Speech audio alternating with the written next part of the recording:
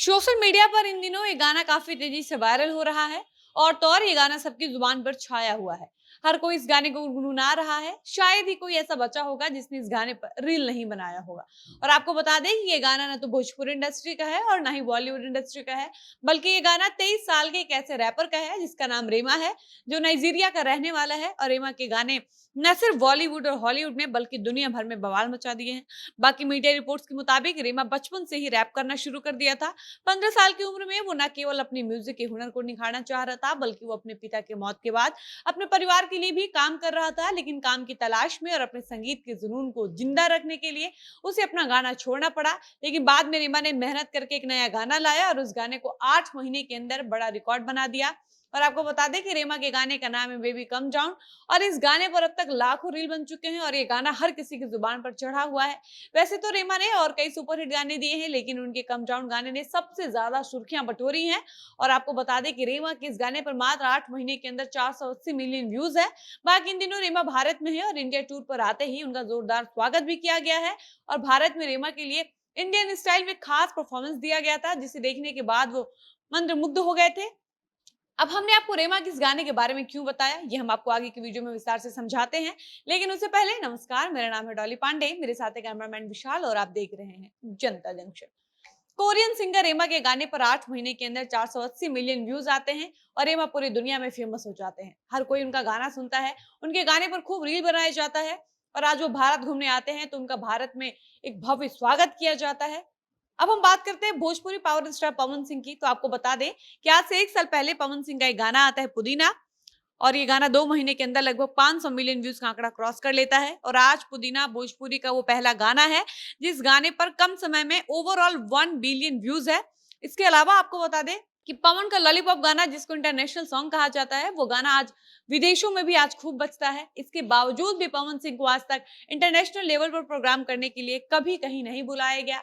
बाकी हम बात करते हैं रितेश पांडे का गाना हेलो कौन के बारे में, जो आज से 3 साल पहले आया था और इस गाने पर 940 मिलियन व्यूज का आंकड़ा पूरा हो चुका है। यानी ये गाना भी अब बिलियन क्लब में शामिल होने वाला है। लेकिन रितेश पांडे भी सिर्फ और सिर्फ यूपी बिहार तक सीमित रह गए हैं। पवन सिंह का हरी हरी ओढ़नी गाना मात्र 6 महीने में 260 मिलियन व्यूज क्रॉस किया। राकेश मिश्रा का गाना राजा तनी जाई न बहरिया, ये गाना भी 2 साल पहले आया और इस गाने पर भी 500 मिलियन व्यूज है। खेसारी लाल यादव का कोका कोला गाना 355 मिलियन व्यूज क्रॉस कर लिया है। शिल्पी राज का दिलवा ले गई ले गाना भी अपने आप में एक रिकॉर्ड बनाया है। लेकिन आज भोजपुरी अपनी अस्तित्व खोती हुई नजर आ रही है। सिंगर रेमा के गाने के बारे में आपको बताना इसलिए भी जरूरी था ताकि आपको भी पता चले कि भोजपुरी इंडस्ट्री और इस इंडस्ट्री के कलाकार भी किसी से कम नहीं है।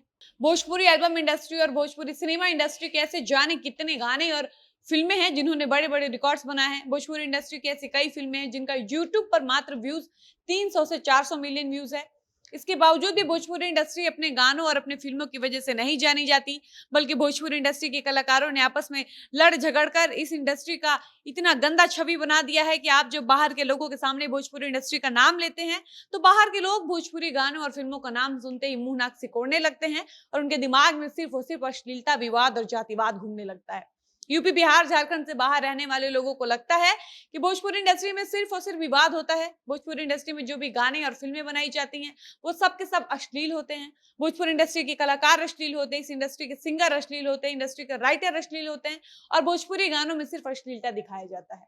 और इन सारी बातों में काफी हद तक सच्चाई भी है, हम इससे मुकर भी नहीं सकते हैं। और इसके दोषी कहीं ना कहीं भोजपुरी के सारे छोटे बड़े कलाकार हैं, जिनके इतने बड़े बड़े रिकॉर्ड्स बनाने के बावजूद, जिनकी इतनी बड़ी बड़ी उपलब्धियों के बावजूद भी लोग इनकी इंडस्ट्री को हे दृष्टि से देखते हैं। और अपने गानों पर बिलियन व्यूज लाने के बावजूद भी पवन खेसारी को कभी यूपी बिहार झारखंड से बाहर प्रोग्राम करने के लिए नहीं बुलाया जाता है। और बड़े बड़े लकीर खींचने के बावजूद भी ये यूपी बिहार तक ही सीमित रह जाते हैं। और रेमा जैसा एक 23 साल का सिंगर कम समय में अपने आप को पूरी दुनिया भर में मशहूर कर लेता है। बाकी ये भोजपुरी कलाकारों को सोचना चाहिए कि जिस Bhojpuri singer power star Pawan Singh का नाम ग्लोबल टॉप आर्टिस्ट के लिस्ट में 9वें नंबर पर आता है, जिसकी खेसारी लाल यादव का एक साथ 7-7 गाना यूट्यूब के म्यूजिक सेक्शन में ट्रेंड करता है, जिस पवन सिंह के नए गाने पियर फराक वाली पर 1 महीने के अंदर लगभग 4 मिलियन लोगों ने रील बनाया है।